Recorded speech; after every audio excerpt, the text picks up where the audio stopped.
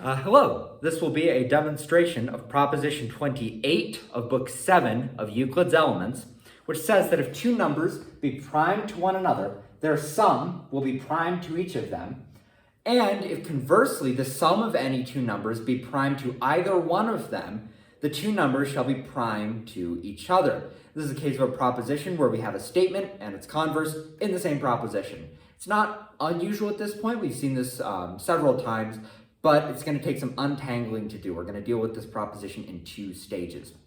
First stage, we're going to be given that the numbers a, b, and bc are prime to each other. And if we are given this, what we want to prove is that their sum, ac, is prime to each ab and bc at the same time. For if this is not the case, then the numbers ac and ab, for example, will have a common measure. We'll call that common measure d. Now, since the number d measures both ac and ab at the same time, it will also measure the remainder. This is a simple property of numbers, as it were. Because 3 measures both 15 and 9, it will also measure the remainder, or the difference of 15 from 9. That is the number 6. 3 measures 6. This is just obvious. So, because the number d measures both ac and ab at the same time, it will also measure the remainder. And the remainder is obviously the number bc.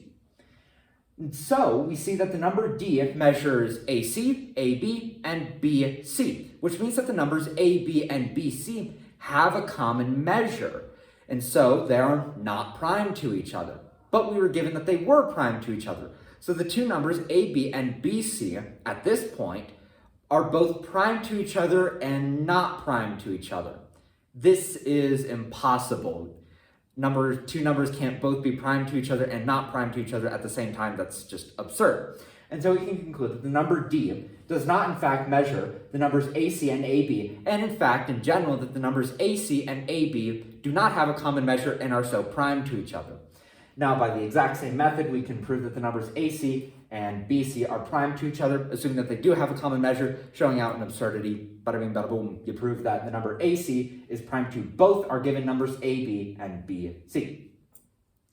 If, on the other hand, conversely, we are given that the numbers ca and ab are prime to each other, what we want to prove is that the numbers ab and bc are prime to each other.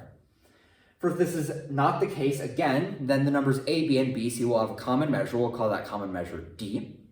Now, because the number d measures both the numbers ab and bc at the same time, it will also measure their sum. Again, this is a simple property of numbers. Because 3 measures both 9 and 6, it will measure the sum of 9 and 6, that is the number 15. So 3 measures 15.